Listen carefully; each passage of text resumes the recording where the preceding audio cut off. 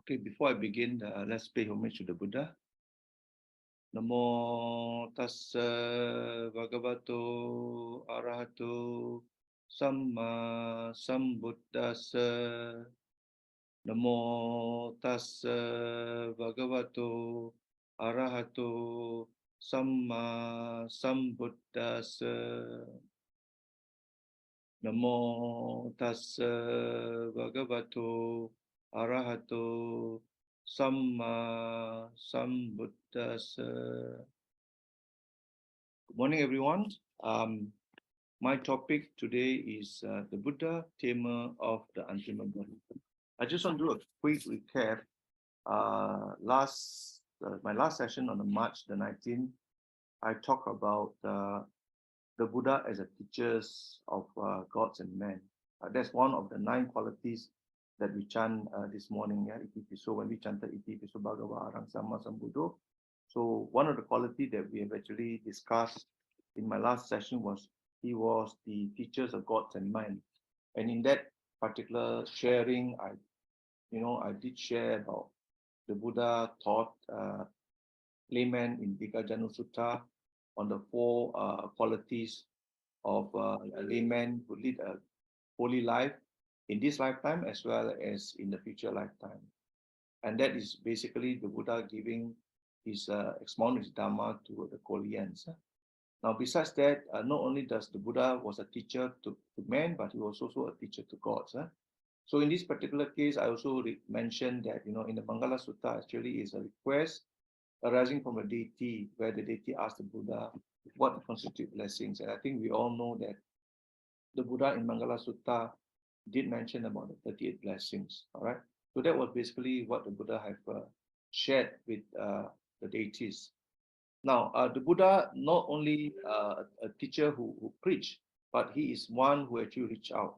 So I've also shared with you to say that, in Vinaya 1.20, the Buddha actually directed 60 arahants after his enlightenment to different directions, because he realized that there are some people with little dust in their eyes who is able to comprehend the Dhamma, and therefore he directed 60 arahants in all different directions, for the happiness, the good and benefit of mankind.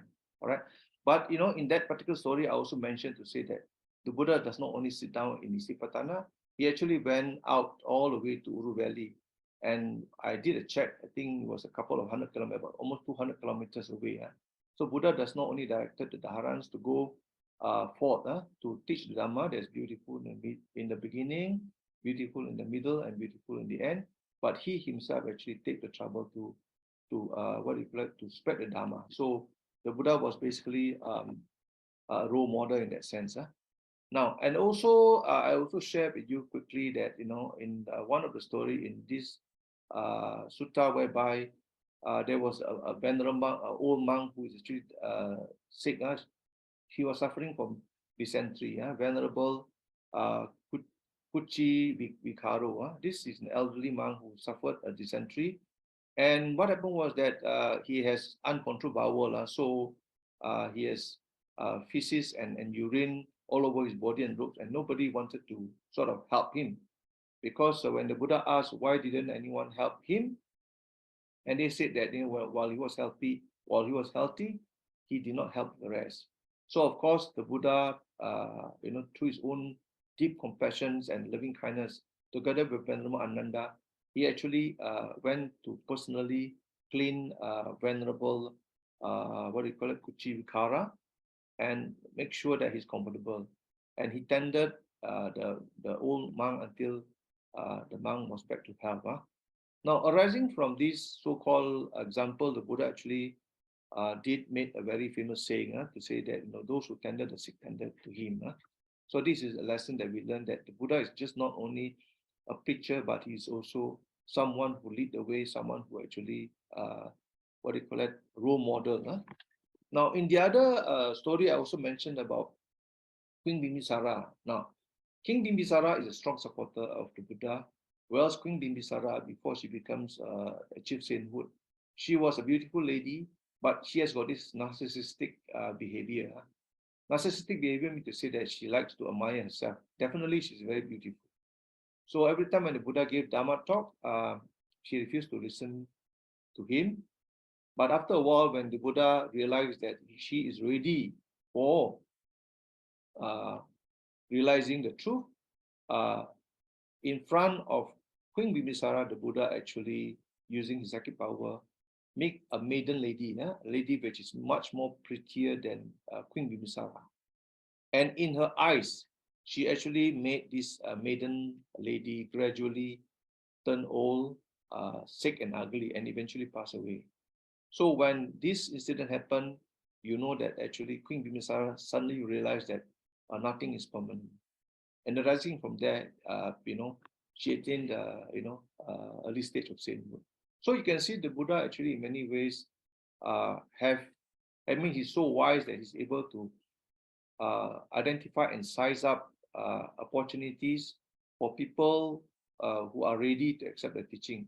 And he gave various examples of how he actually used his wisdom to make them realize. Okay, so similarly in the case of 𝐃𝐡𝐚𝐦𝐸𝐵, we all know how 𝐃𝐡𝐚𝐸𝐵 son died, and she was hysterical and trying to find somebody to revive her dead son.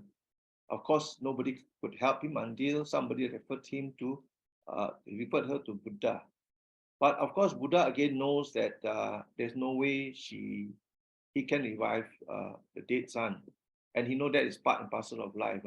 So when there is birth, there is death. So what the Buddha did was that the Buddha actually asked 𝐃𝐡𝐚𝐸𝐵 to collect some mustard seed in a home, and there's a condition attached to it.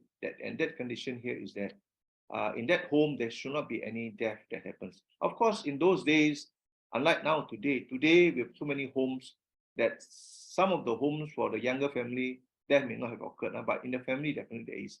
But in the olden times, homes are lived by many generations, so definitely death has occurred.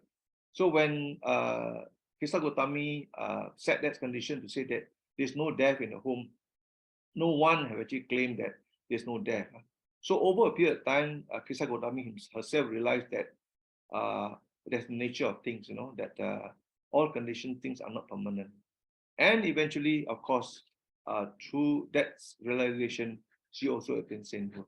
So you see that Buddha taught many people. In fact, during his lifetime, he was in a way a savior, not to save people from their sins or the death, but basically to bring them out, right, and make them realize that this is the fact of life.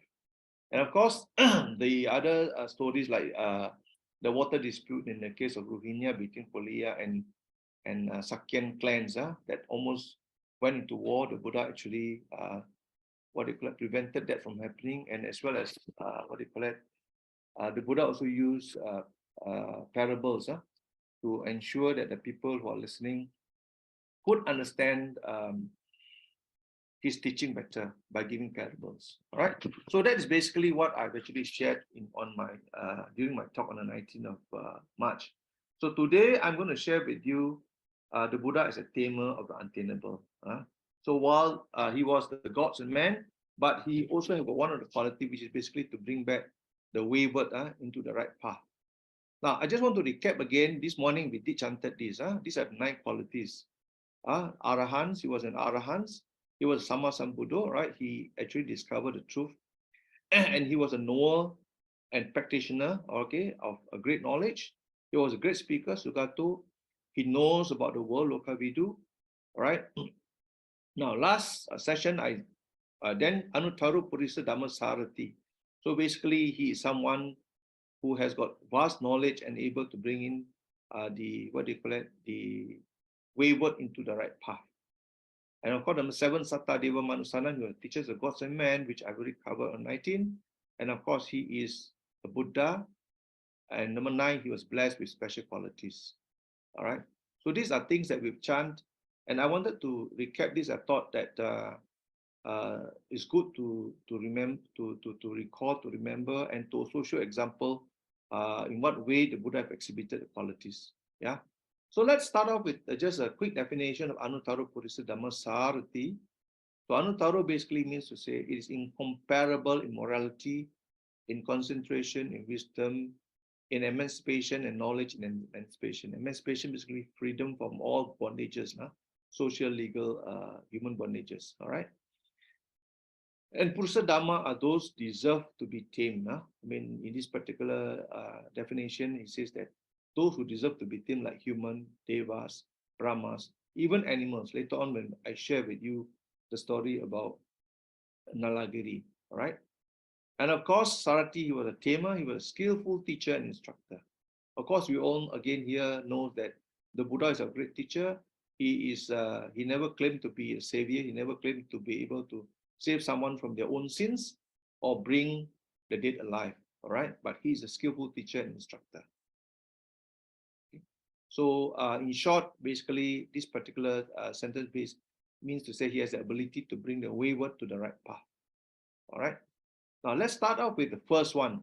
I'm sure all of you have heard Angulimala. They are divided this particular story into three parts. All right, it is basically taken from Majjhima Nikaya 86 by Thanissaro Bhikkhu. So we all know that Angulimala was somebody who actually went around cutting, killing people and cutting their fingers, all right, and put it around his neck as a way of remembering how many people he has killed. All right. Angulimala originally was Ahimsaka. He was a bright student to one of the teachers, but because of jealousy, somebody actually sort of said bad things about him to the teacher, and as part of the punishment and penance, the teacher instructed that he killed 1,000 people. All right. To sort of repent his mistake. All right. So he went around killing people, and during that period of time, he was the King Pasenadi's prime. So it was during this period that Angulimala exists, and he was very brutal. He is very strong. He got no mercy for people, and of course, he went around trying to kill as many people as possible. And of course, everybody was afraid of him, and they all went to hiding. All right, they went into hiding, and of course, for those whom they managed to kill, they will actually cut their fingers and create a garland and put it around his neck, and that's why it's called Angulimala, which basically means to say garland of fingers. All right. So of course, during that period, when the king was aware of this, and so is the Buddha. So the Buddha was actually walking, carrying his outer robes and bowls to go for alms. So having wandered for alms in Savatthi and returning from his alms around after his meal, he sat in his lodging in order. So as he was walking along the road where Angulimala was staying, all the other villagers warned the Buddha, the cowherd, the shepherds, and the farmer. They told him to say that there was this Angulimala who will actually see and kill anybody. And they advised Buddha to say, don't go along that road. All right. Angulimala may actually kill with no mercy. All right. So that was the advice given by the villagers, but Lord Buddha knows that nobody can kill him. But anyway, he kept quiet. And of course, the story told that actually when there are news that the king was actually setting up a team of army to capture him and capture him, put to jail, Angulimala's mother apparently also heard about the story, and she wanted to go to Angulimala and told him to say that please repent, right? But of course, during that period of time, Angulimala actually saw the Blessed One coming from afar. And on seeing the Buddha, his thought occurred to him. This is what was captured in the sutta. It says here, isn't it amazing? This is what Angulimala said. Isn't this amazing? Isn't it astounding? Groups of 10, 20, 30, and 40 men have gone along this road, and even they have fallen into my hand. And yet, now this contemplative comes attacking. Contemplative basically believing to the Buddha. He comes attacking as if he were alone and without a companion. Why don't I kill him? And so Angulimala, taking up his sword and shield, buckling on his bow and quiver, followed behind the Blessed One.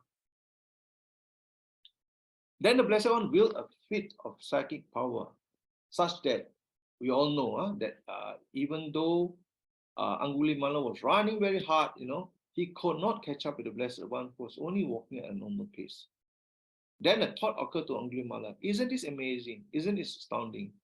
In the past, I've chased and seized even swift-running elephant, swift-running horses, and a swift-running chariot, a swift-running deer. But now, even though I'm running with all my might, I can't catch up with this contemplative walking at normal pace. So he stopped. Angulimala stopped and called out to the Blessed One, stop contemplative, stop. And then the Buddha replied, I have stopped, Angulimala, you stop. Right? So, of course, Angulimala was surprised. He said, "Hey, how come? You said you have stopped, but I have actually stopped, but you said I have not stopped." Then the thought occurred to Angulimala: these Sakyan contemplative are speakers of truth, acceptor of truth, and yet this contemplative, even while walking, say, "I have stopped, Angulimala. You stop. Why don't you ask any question?" So Angulimala thought for a moment and asked the Buddha what he meant. So Angulimala, the bandit, addressed this verse to the Blessed One. While walking contemplative, you say, I've stopped. But when I've stopped, you said, I haven't. I ask you the meaning of this. How have you stopped? How haven't I? Then the Buddha said, I have stopped, Angulimala, once and for all, having cast off violence towards all living beings. You, though, are unrestrained towards being. That's how I have stopped and you haven't. So, of course, Angulimala then quickly realized that what the Buddha said was very true. And he said this, at long last, a greatly revered great seer for my sake has come to the great forest. Having heard your verse in line with the Dhamma, I will go about having abandoned evil. So by, by making that statement alone, Angulimala suddenly realized it. So you see, there's a wonder of the Buddha. The Buddha knows how to say and make a few statements, a few questions to make people realize. All right. So this is the power of influencing. And Buddha definitely, one of his quality was basically he was a great speaker. All right. And because of his wisdom and knowledge, all right, he's able to actually conquer Angulimala with just mere words and compassions. All right. Now, part two. Of course, meanwhile, the king, was trying to gather a team of army trying to capture Angulimala, and then he approached the Buddha in one of the talks. Then the Buddha told him to say that, don't worry about Angulimala. He is now one of the he is one of the Sangha members. He's already a monk. So of course, the king was very surprised. He said, "Huh? How can somebody who used to be going around killing people suddenly becomes a monk?" All right, and of course, then the Buddha introduced Angulimala to the king. All right, and of course, the king, still fearful, all right, he went over to Venerable Angulimala and said, "Are you really Angulimala, Lord?" "Yes, great king." "What is your father's clan? What is your mother's clan?" "My father is a Ganga, great king, and my mother is Mantani." "Then may Master Ganga Mantani Putta delights in staying here. I will be responsible for your robes, alms, food, lodging, and medicinal requisites for curing illness." Now, it so happened that at that time, Venerable Angulimala was a wilderness dweller, meaning to say he's a forest monk, and alms were wearing one set of triple robes made of cast-off cloth. So he said to King Pasenadi Kosala, "Enough, great king, my triple robe is complete." And of course, the king was full of praises for the Blessed One. So the king Pasenadi went to the Blessed One and on arrival, having bowed down, sat to one side. And as he was sitting there, he said to the Blessed One, "It is amazing, Lord. It is astounding how the Blessed One has tamed the untamed, pacified the unpeaceful, and brought to unbinding those who were not unbound. For what we could not tame even with blunt or bladed weapons, the Blessed One has tamed without blunt or bladed weapons." So again here, what I was trying to show here is that Sometimes, what do you call it? Hate cannot be overcome by hate, but by love. So Buddha have actually showed that through his compassion and loving kindness, he was able to tame even the most vicious, the most angry, the most dangerous human being in life, and turn him uh, into into a holy person, into an Arya. All right. So that is basically the story about Angulimala. But it is not the end of it, all right? Actually, the story told here is that if the Buddha was there on time, Angulimala would have actually killed his mother. And if he has killed his mother, you know that when you kill your mother, you will, it's Garupa karma and you'll be born to hell. So, by the Buddha arriving on time and saving Angulimala, he now becomes, eventually, of course, Angulimala becomes an Arahant. Huh? Now, so the Buddha was spontaneous when responding to the question by Angulimala. He says that, what do you mean by you stop? And of course the Buddha was very quick when he responded to Angulimala to say, I've stopped, but you have not stopped. And of course the Buddha faced vicious killer with calmness, equanimity, and wisdom. And of course he was full of loving kindness, even though when faced with vicious killer. All right, he could have actually tried to avoid this vicious killer and probably get somebody else to capture Angulimala. But no, he actually approached Angulimala with loving kindness, and through his power and wisdoms, he was able to help Angulimala from going to hell to attainment of Arahants. So that is the ability of our great teachers, Lord Buddha. Yeah. Now there's a part 2. Now part 3. Now that Angulimala is venerable, he's a monk. He is a very hardworking monk. He practiced, he followed through his duty as monk, and he went around in Savatthi for alms. Now, as he was walking from house to house for alms, he saw a woman suffering a breech birth. I think for ladies, you all know what the breech birth. Basically, means to say that the head doesn't come out first, but it is the leg. So it's very dangerous. It can cause death. Okay. So on seeing her, the thought occurred to him: how tormented are living beings? How tormented are living beings? Then, having wandered for alms in Savatthi and returning from his alms round after his meal, he went to the Blessed One.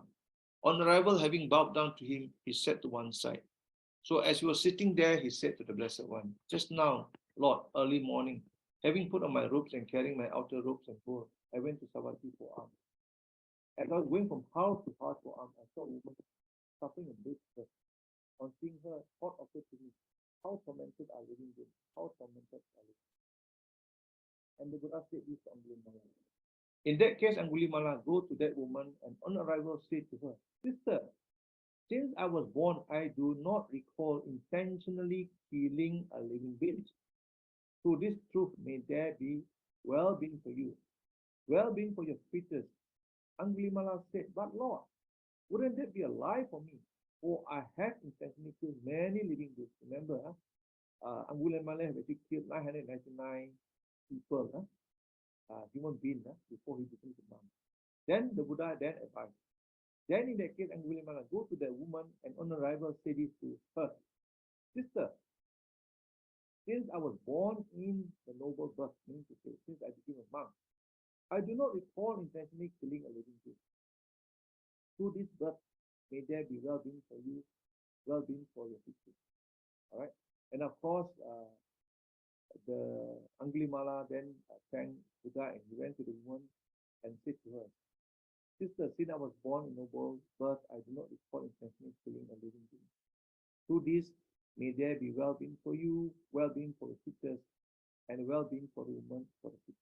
Of course, by saying that, both the woman and the fetus safely, the fetus safely delivered, and the woman was safe. So, if you look at this particular Angulimala Sutta Sparita, I think this sutta is a very important sutta, especially to pregnant women. I can testify this because when my wife was about to deliver my 3 children, she actually chanted this, and touch wood, I think this sutta is powerful. It actually ensures that all the birds are smooth and without any problem. So I think for ladies or young ladies who are expecting, this sutta is very important. So you see, from being somebody uh, who is wild, who is vicious, a killer, this particular person becomes holy saints, and that his sutta becomes very powerful to help living beings. All right. So that is the part on Angulimala. Now the next one is story about Alabaka Sutta. Alabaka is actually a flesh-eating demon. So of course he go around. One day he captured the king of Alavi, and as part of the agreement, the king is supposed to offer him one living beings every day, and the king continued to give him living beings every day until there's no more human being to be given. The last was the king's own son. Of course, when Buddha heard about it, the Buddha went to this what do you call it? This Alavi, Alabaka's caves. So of course, Alabaka, when he heard about the Buddha there, he quickly went over to the Buddha.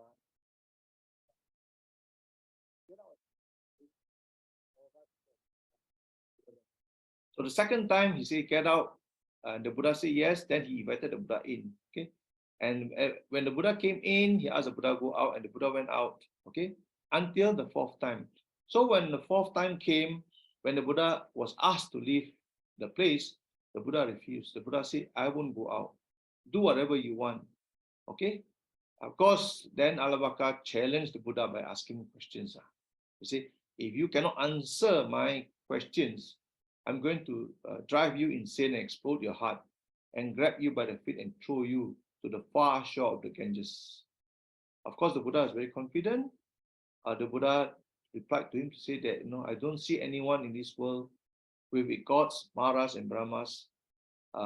This population is ascetic, and Brahmin is God, and could not do that to me. Anyway, ask what you wish. So, of course, the Buddha challenged back Alabaka, and Alabaka asked the questions. So Alabaka question was, what a person best wealth? What brings happiness when practiced well? What's the sweetest taste of all? The one they say has the best life, how do they live? Then the Buddha gave a very simple, short reply. Faith here is a person best well. Teaching brings happiness when practiced well. Truth is the sweetest taste of all. The one they say has the best life lived by wisdom. See, the reply that the Buddha gave was really short and sweet, but it is full of truth. And Alabaka then asked a question, how do you cross the flood? How do you cross the deluge? How do you get over suffering? How do you get purified? So the Buddha replied, by faith you cross the flood. By diligence, the deluge. Deluge basically means it's a big ocean. By energy, you get past suffering, and you are purified by wisdoms. Okay? And Alabaka again asked, how do you gain wisdom? How do you earn wealth? How do you get a good reputation? And how do you hold on to friends? How do the departed one not grieve when passing from this world to the next? Buddha replied, one who is diligent and discerning gains wisdom by wanting to learn, having faith in a perfected one, and the teaching for becoming extinguished. Being responsible, acting appropriately, and working hard, you earn wealth. Truthfulness wins you a good reputation. You hold on to friends by giving. That's how the departed one do not grieve when passing from this world to the next. A faithful householder who has these four qualities does not grieve after passing away. Truth, principle, steadfastness, and generosity. So this is how the Buddha replied to Alabaka. Short, sweet, and it's full of truth. If you were to reflect what the Buddha has replied to the question, I think those are wisdom that we can actually pick up from this particular sutta itself. And of course, the Buddha wanted to Alabaka to ask others to confirm what whether what he say is the truth. Then he said, go ahead, ask others as well. There are many ascetics and Brahmins. See whether anything better is found than truth, self-control, generosity, and patience. Right? So the Buddha only asked Alabaka to confirm this truth. And of course, Alavaka said, why now would I question the many ascetic in Brahmin? Today, I understand what's good for the next life. It was truly for my benefit that the Buddha came to stay in Alavi. Today, I understand where a gift is very fruitful. I myself will journey village to village, town to town, paying homage to the Buddha and the natural excellence of the teaching. Right. So you have a flesh-eating demon who actually subdued to the Buddha through the Buddha's wisdoms and his ability to be able to give a good explanation, a good answer to the question that was posed by Alavaka. So the Buddha was very patient and humble in the initial part of the conversation. He allowed Alavaka to get him to get out of the place and come in again for 3 times. Right? Of course, on the 4th time, he stood firm, but never once provoked the demon. You notice that in all these things, the Buddha with great abilities, he could have done many things, but he never. He is as humble as he can be. He is as wise as he can be. And every question posed by Alavaka was not only well answered by the Buddha, but also convinced the demon greatly. All right. So the Buddha was a great speaker. He was a great influencer.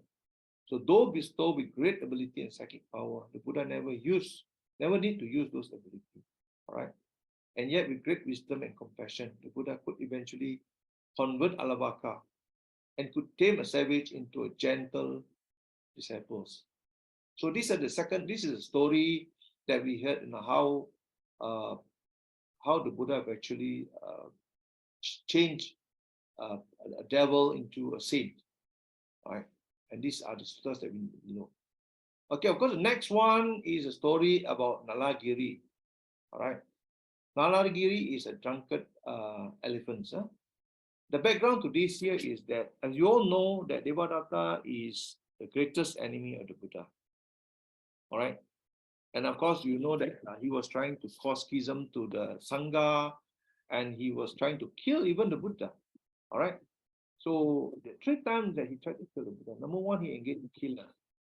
He engaged a killer, and his plan was basically, if the killer succeeds in killing the Buddha, then 2 person is going to kill this killer, and then he will engage another 4 person to kill the 2 killers, and on until the 3rd or 4th level. All right.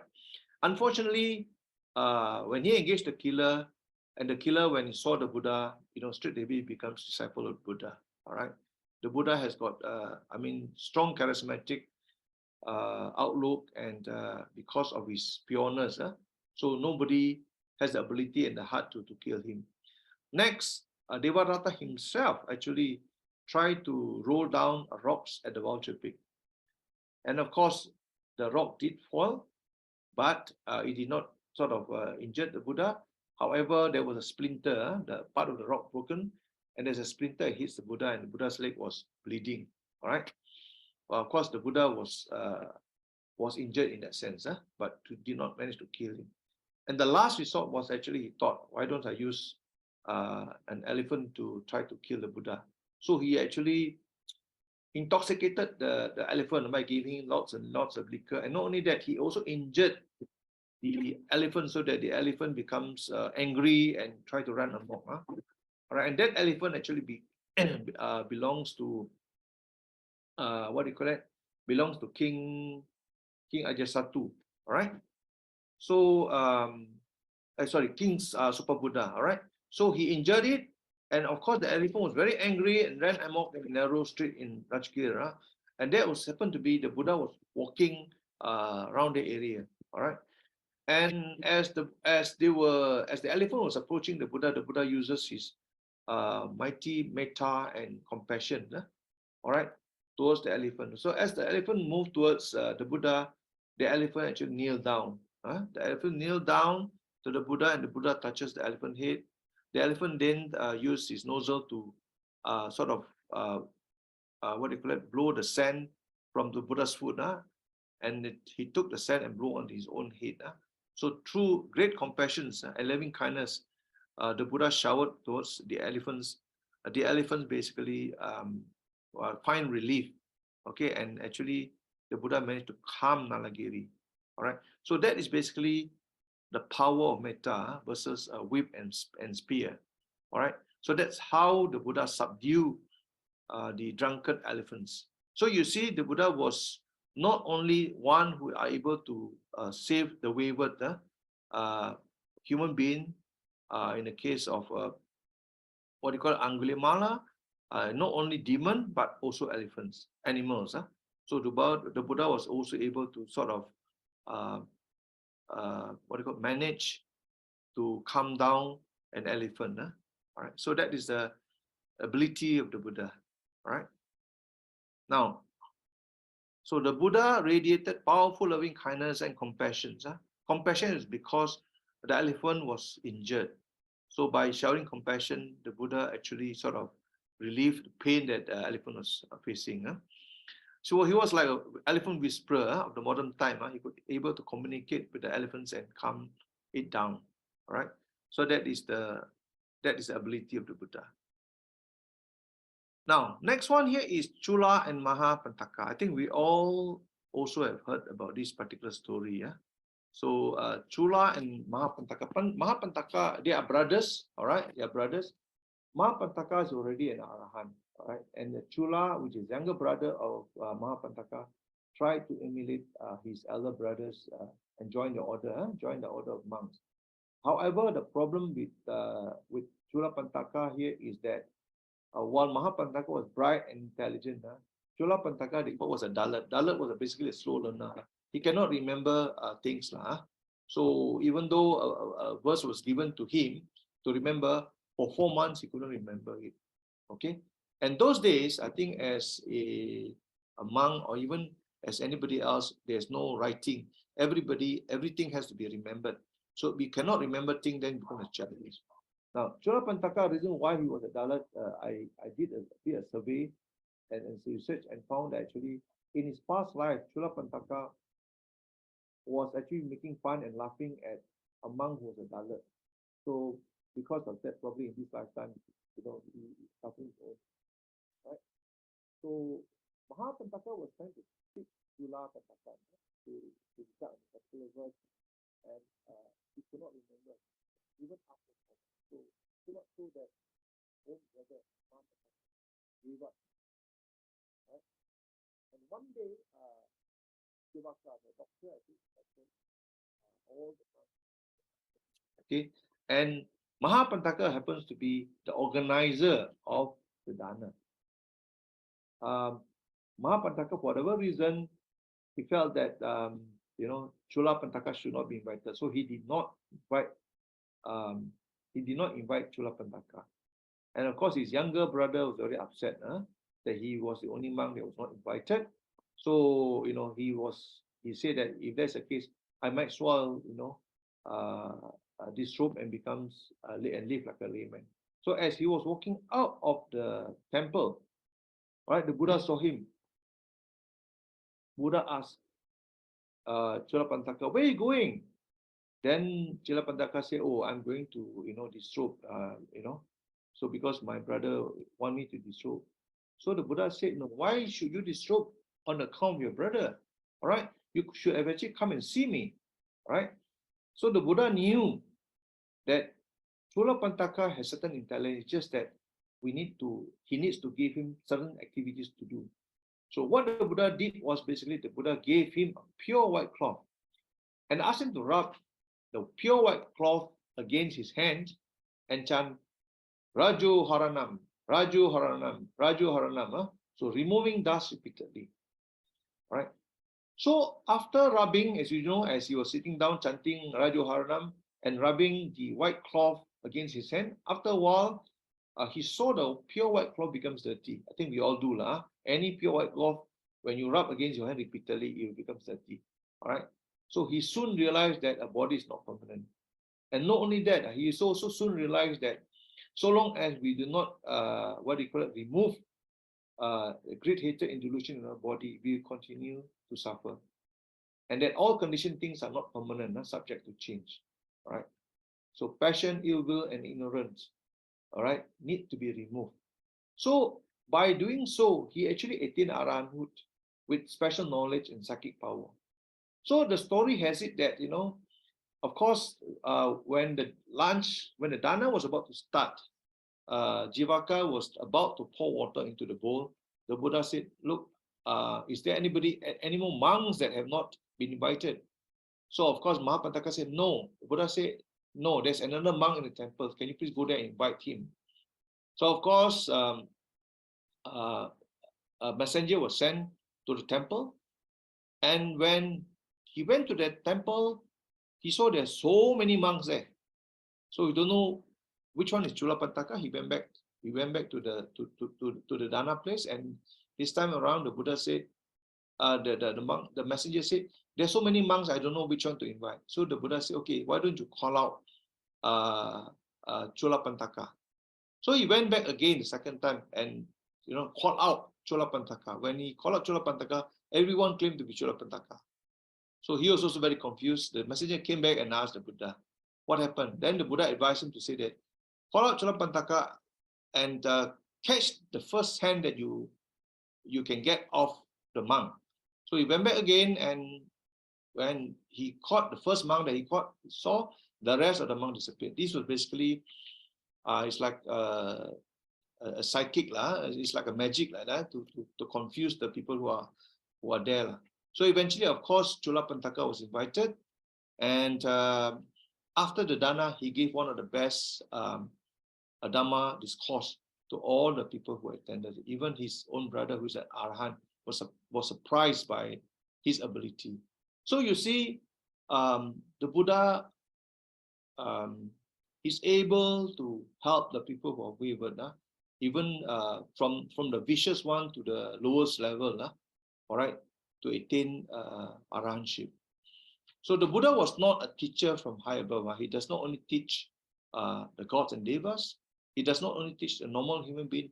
He also teach people who are as low as the Dalit. It's like almost like somebody who is not smart at all. So he was a teacher with great compassion, even with the Dalit. All right, and the Buddha, with his wisdom, actually gotten Cula Panthaka to do a physical activity. And through that physical activity, through that practice, he eventually attained sainthood. Right. So these are the stories about how the Buddha actually helped to bring the wayward into the right path. All right. There are a lot more stories, I believe. All right. There are a lot more stories, but I think these are some of the ones that I would like to share with you all today. Okay. All right. These are basically Cula Panthaka and Maha Panthaka is actually found in Dhammapada verse 25 and 407. So verse 25 is through diligent mindfulness, discipline, and with regards to moral precepts and control of his senses, let the man of wisdom make of himself an island which no flood can overwhelm. Verse 407, him I call a Brahmana, from whom passion, ill will, pride, and distraction has fallen off like a mustard seed from the tip of them all, small pointed tools. So these are actually extract of the verses. I mean, the detail, I think, if you have the time, you go to these verses, there are a lot more story to tell. All right. So these are only some examples that I would like to share. All right. So in summary, the Buddha was just not a preacher. He reached out to those who deserve to be helped. Not only to those who needed help, but to the dangerous and difficult individual ones too. All right. Not only are others saved from the evil ones, but even the evil ones are saved too. So in the case of Alavaka and also Angulimala, he was not only the teacher to gods and men, but to the demon as well. All right. He radiated loving kindness and compassion to all. He was not only able to subdue human and evil, but to drunkard and injured beasts too, through his loving kindness, in the case of Nalagiri. He was not only a teacher of high level, he came down even to the lowest mind, like Cula Panthaka. And of course, with his wisdom, the Buddha helped Cula Panthaka became an arahant. So these are the qualities of the great teachers, Lord Buddha. He is the tamer of the untamable. The reason why I wanted to raise this topic here because of this. So you notice that every time before we start our chanting, we always reflect on 9 qualities of the Buddha. All right. And rewind, I wanted to included some stories there because that story will help us to reflect better. So I call it the power of 3 R's. Remember. So when we do reflections, we remember the facts of the story. right? Whether it is Anglimala, whether it's Alabaka, whether it's Nalagiri, we remember the facts of the story. And that facts of the story actually remind us of the lesson that we can learn, from the Buddha himself. He has got lots of wisdom. He's got lots of compassion. He practiced compassion. He practiced loving kindness. All right. And in a certain way, he also practiced equanimity. All right. And when we are reminded of the qualities that our Lord Buddha has, we hope to rejuvenate our faith in him. We hope to rejuvenate, to strengthen our sabda, our faith in the Buddha, Dhamma, and Sangha. So the Buddha plays a very, very important role to me because he's alive. Okay, the teaching will help us, but we must always remember, that the Buddha was another human being who becomes a Buddha later on, and therefore he's just like us, all right. And therefore, when we recall the quality that he has, we hope that it will actually build more confidence of us towards the Buddha, Dhamma, and Sangha. All right. So this is basically my sharing this morning. Thank you very much. Over to you, Brother Terence.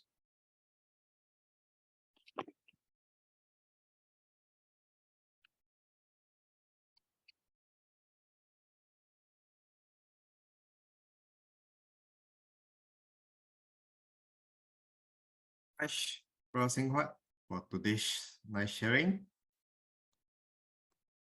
Brother Seng Huat mentioned a lot of Buddha today.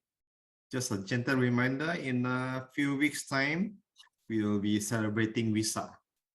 So, if you are from Penang or going to visit Penang during the Vesak season, from 30th April, there will be a exhibition by the three traditions from Theravada, Mahayana, and Vajrayana at Wisma Buddhist, Malaysia Buddhist Association. Do visit us there.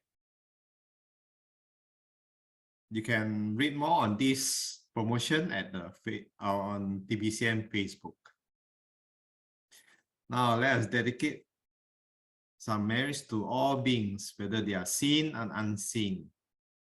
As I think we are at the tail end of Chengbing season. Akasata Jabumata Deva Naga Mahidika Punyang Tamanumoditwa Chiram Rakantu Loga Sasanang Ettawata Cha Amhehi Sampadang Punya Sampadang Sabbe Deva Sabbe Bhuta Sabbe Sattha Numodantu Sabba Sampatti Siddhya